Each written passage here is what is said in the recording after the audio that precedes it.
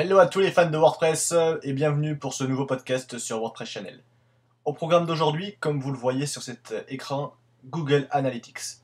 Mais au lieu de présenter un tuto simple pour permettre l'intégration d'Analytics dans votre blog WordPress, nous allons aller plus loin en expliquant, du moins je vais vous proposer ma méthode pour intégrer Analytics sur du multidomaine, sur du WordPress.mu, sur ce qu'on appelle maintenant du multisite avec WordPress 3.0. Autrement dit, avoir des domaines du style monsite.fr / un autre site, etc., etc. Et tous ces sites, tous ces sous-domaines seront traqués, suivis par Google Analytics. Donc, avant toute chose, je suppose que vous avez un compte sur Google et qui est compatible. Et donc, vous êtes donc inscrit avec Analytics. Si ce n'est pas le cas, vous le faites ici. Inscrivez-vous dès maintenant. Tous les liens sont bien entendu répertoriés dans l'article du podcast. Première étape consiste tout simplement à utiliser un plugin qui s'appelle Google Analyticator. C'est le meilleur et le plus répandu, il fonctionne très bien depuis des années. Vous cliquez donc ici sur Installer et une fois l'installation terminée, vous rebasculez sur Google Analytics. Là, vous vous connectez avec vos identifiants habituels. Puis, vous cliquez sur Ajouter un nouveau profil.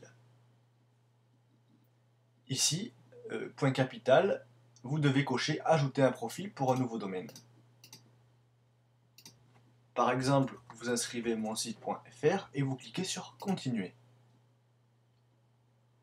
Nous arrivons au point où le côté multisite va rentrer en scène. Au lieu d'associer le suivi à un seul domaine, vous cliquez sur un seul domaine associé à plusieurs sous-domaines, comme l'exemple le montre ici, avec monsite.fr et plusieurs sous-domaines. Contrairement à ce que l'on pourrait penser, il ne faut pas copier ce code dans le footer ou dans le header de WordPress, étant donné que le plugin va s'en charger.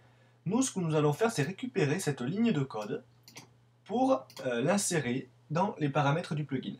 Donc jusque-là, c'est fini pour Analytics. Vous pouvez faire enregistrer, terminer, et retourner dans les paramètres de Google Analytics. Vous pouvez donc configurer dès à présent le plugin en passant par l'onglet Réglages. Ici, la première option consiste à s'authentifier avec Google. En cliquant ici, vous serez alors redirigé vers Google Analytics et on vous demandera d'autoriser l'accès. Par exemple, ici, accorder l'accès, il ne vous reste plus qu'à cliquer.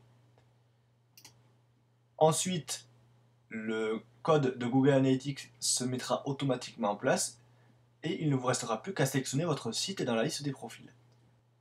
Continuez un peu plus bas dans les options, puis remarquez un champ Additional Tracking Code.